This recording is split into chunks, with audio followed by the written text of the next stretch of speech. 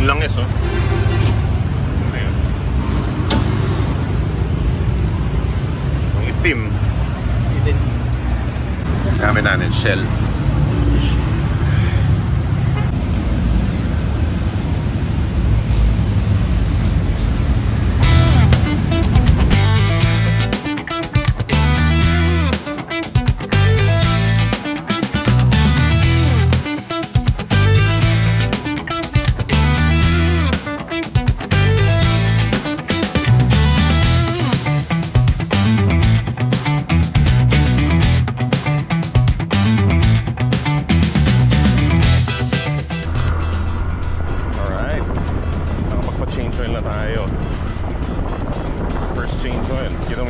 Nasa 495.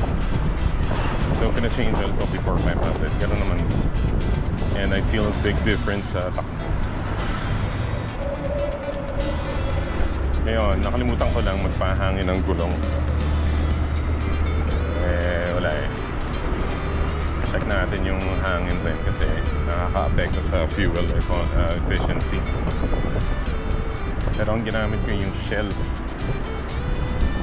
10W U40 10W30 fuel save. Yan. At turns out yung langis niya medyo ano na, madumi na talaga. Kaya pala malakas na sa gas. Isipin nyo kung naka ano yan, yung initial na langis na kailangan i-break in, naka ano na yon sa unang pag-start pa lang sa kasa or before pa dalhin sa kasa, nagra-run na yung ano niyan, yung buhay niyan ng langis na yan. So isipin, ang tagal kong na-break into.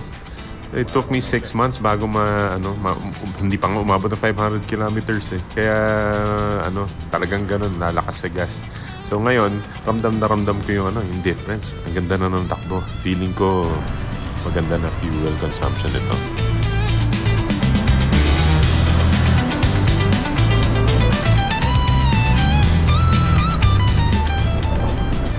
Dito tayo pahangin sa saan ba? Dito na lang. Hangin ba dito? Here. Parang sira nga.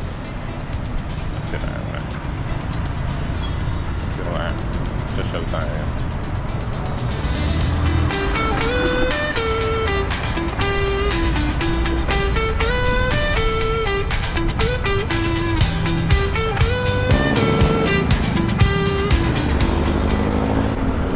Nahangin tayo.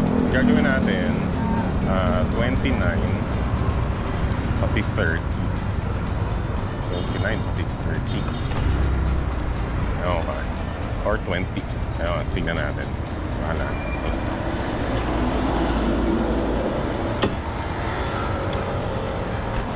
Tingnan natin kung ayun.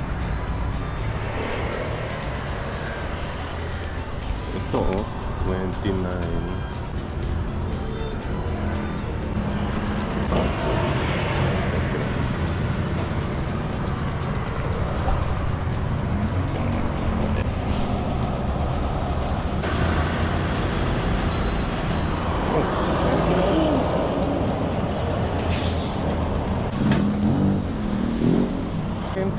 Yung ano niya, yung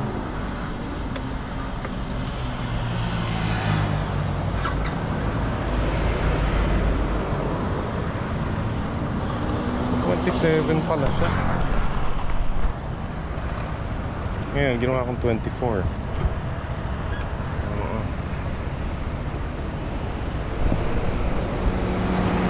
Matagtag siya sa 27. So ngayon, 24.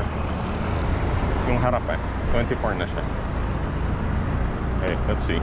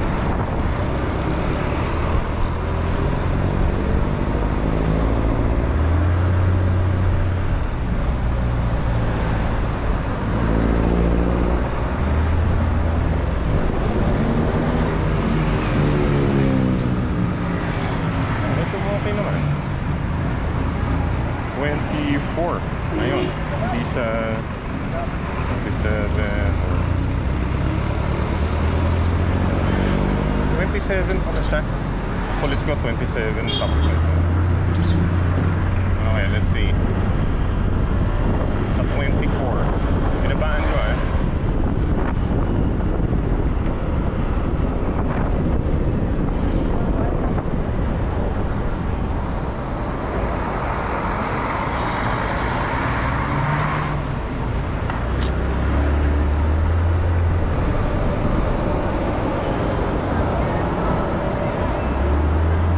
Let's see, nakapag-change oil na eh. So, testingin natin.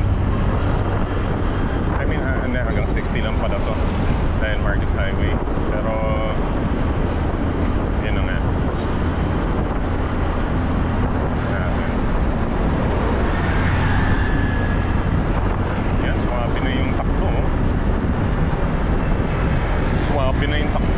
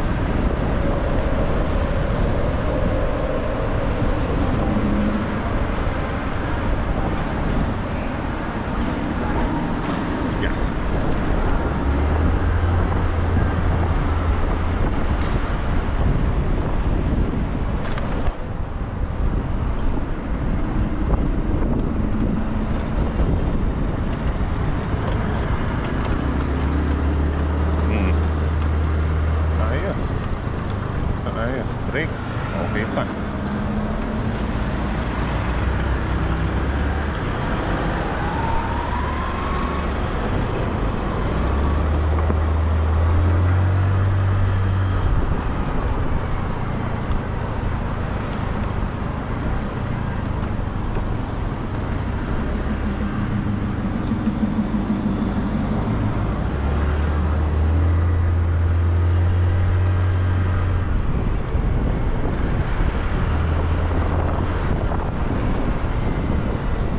Ayos pa.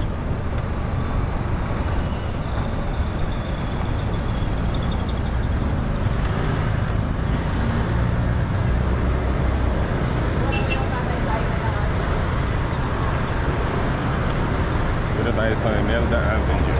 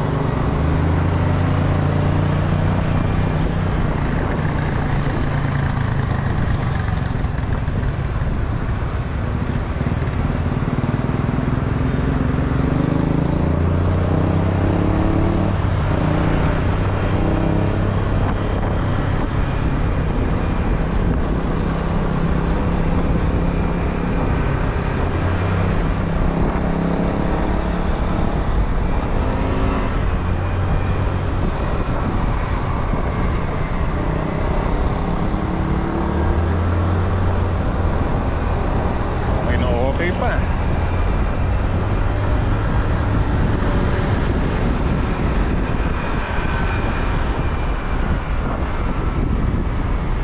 Dito tayo sa Karangalan area. Tayo dito.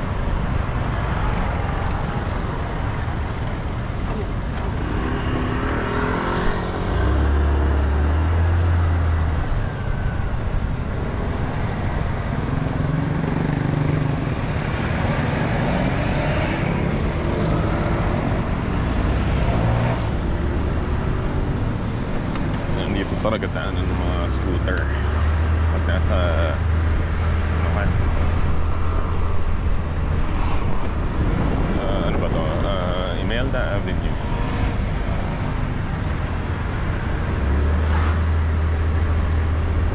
Ito na, Karangalan Village na to. Karangalan Village sa Pasig. Pasig yata. Dito tayo sa market dito. Market dito. Ayan o. Tagal na nito. Pero parang hindi na siya ganun kadami. Ayun o. Sabi na.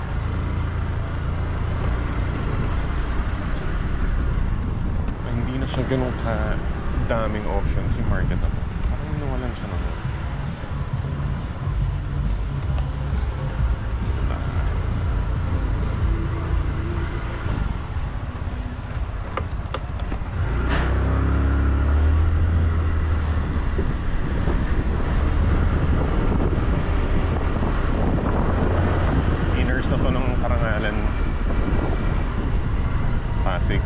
Pasig Kainta na to.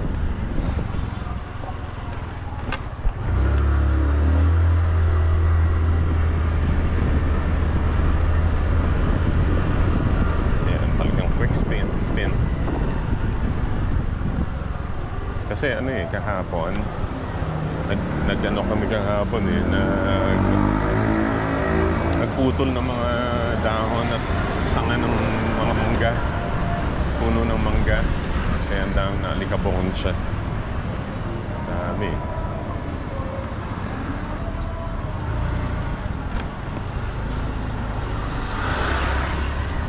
Kaya kailangan itakbo.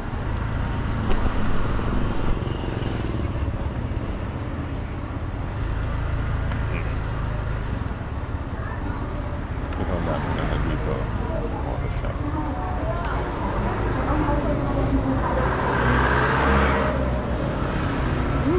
Let's go.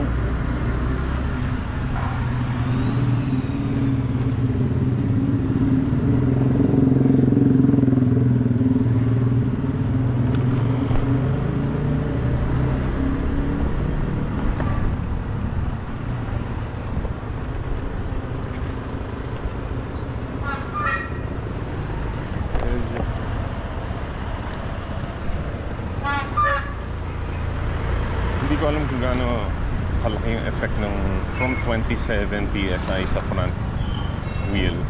Mas ginawa kong 24.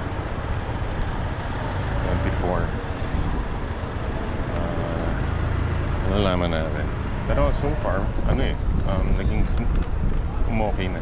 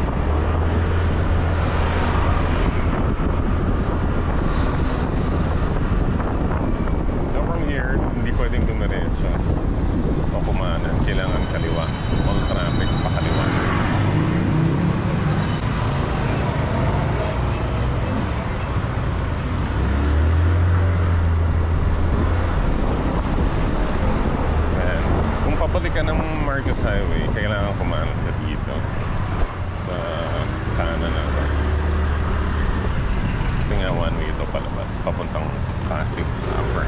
Ayan, dito. Ayan. Pero ito no left turn to. Kaya ito nga mang Rodriguez yung part na to. So kailangan ingat ka dito kasi yun yan. Ano dito? No left turn.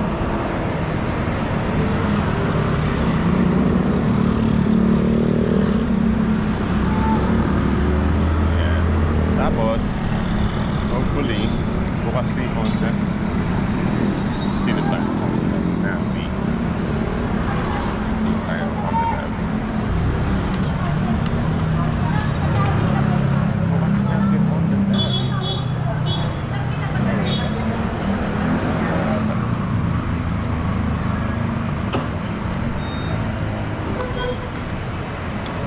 Sino ba?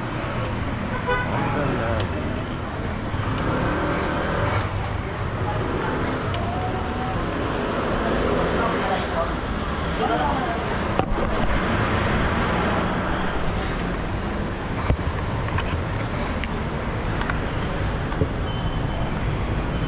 Hi.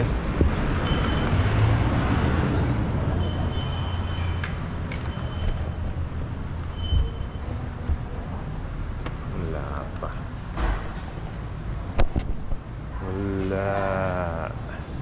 Walang Honda Navi.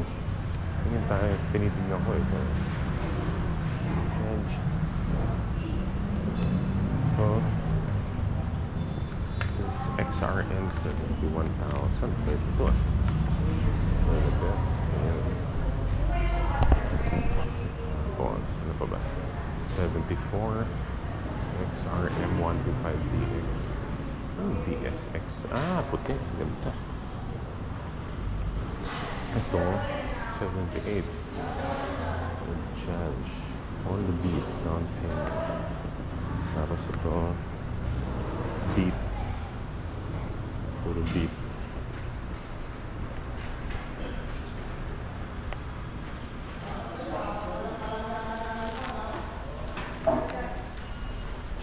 Ay, kailan kayo magkaka-Honda Navi? Wala pang advice yun eh. Wala pa. Matagal pa, bago ano. Possible sir. Ha? Possible. Baka this last week ng August or September na. Ah, okay. Malapit-lapit naman. Hindi naman ano. Sige, titingin-tingin na lang. Thank you. So, wala pang Navi dito sa Pasig. So, ito lang. Puro beat. Yung ito, TNX Supremo, maganda rin. Pero I'm looking at that. XRM. Ayos. Lembre. Honda Navi. Okay. So, wala pang Honda Navi dito sa Pasig area. Masyadong mailap si Honda Navi. Just one option lang yan, pero most likely I'm not really looking. Ano kasi, mixed emotions ako dun. Kasi with the same, almost the same price, ano na siya, what do you call that? Cafe Racer na. So, hindi ko alam. Ano? See.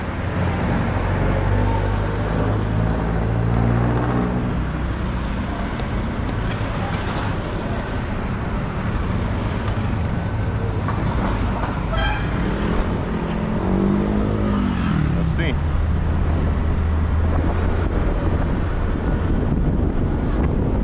Ilang sa hangin.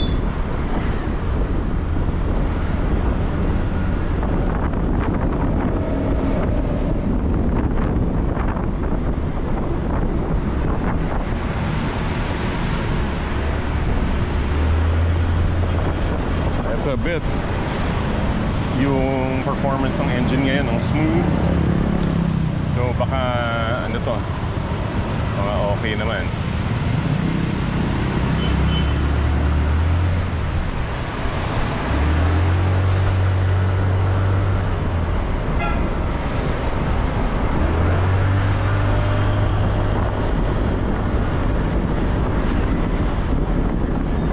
Yeah, very, very smooth.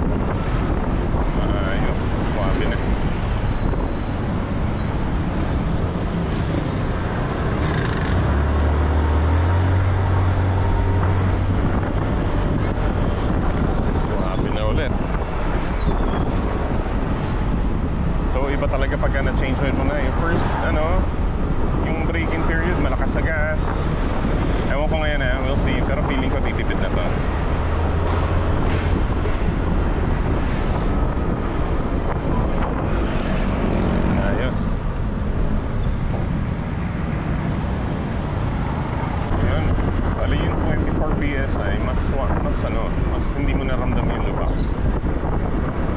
Ayan o. Wala na. Pero hindi ko alam kung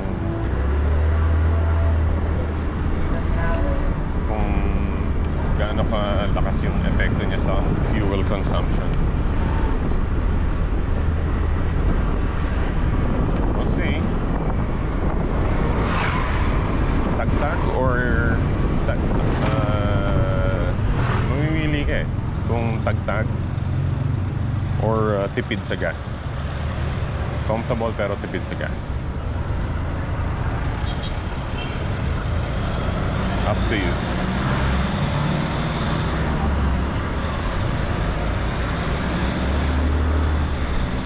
Ayun o, wala na yung ano eh. So naka 27 na siya. Siguro feeling ko nag-umpisa to sa 31 or 30 PSI 6 months ago nung una kong nakuha. Tapos eventually, hindi ko naman pinapabombahan eh. Pinapabayaan ko lang yung hangin. Napabayaan ko lang siya. Ngayon ko lang talaga siya na-check. So after 6 months, nasa 27 yung harap. Yung likod, okay lang eh. Hindi ko pinapansin yung okay siya. Yung harap ang mas concern ako kasi matagtag sa harap. So ngayon, ayan. Naghahanap nga ako kung kailan ako naghahanap ng lubak eh, no? Tsaka wala akong pero yung light lang na lubak na. Ayan. Yun. Pwede. Hindi yung pothole, pero yung lubak lang na normal na. Normal eh, no? Lubak, normal. Yun na lang. Wala eh, wala akong makita. Okay. Hinahanap na ako ni DJ. Malamang. Sabi ko magpapagas lang ako na, magpapahangin lang akong gulong. Napaikot ako. Napatingin pa sa Honda. Walang Navi. Pero parang gusto ko yung XRM 74,000.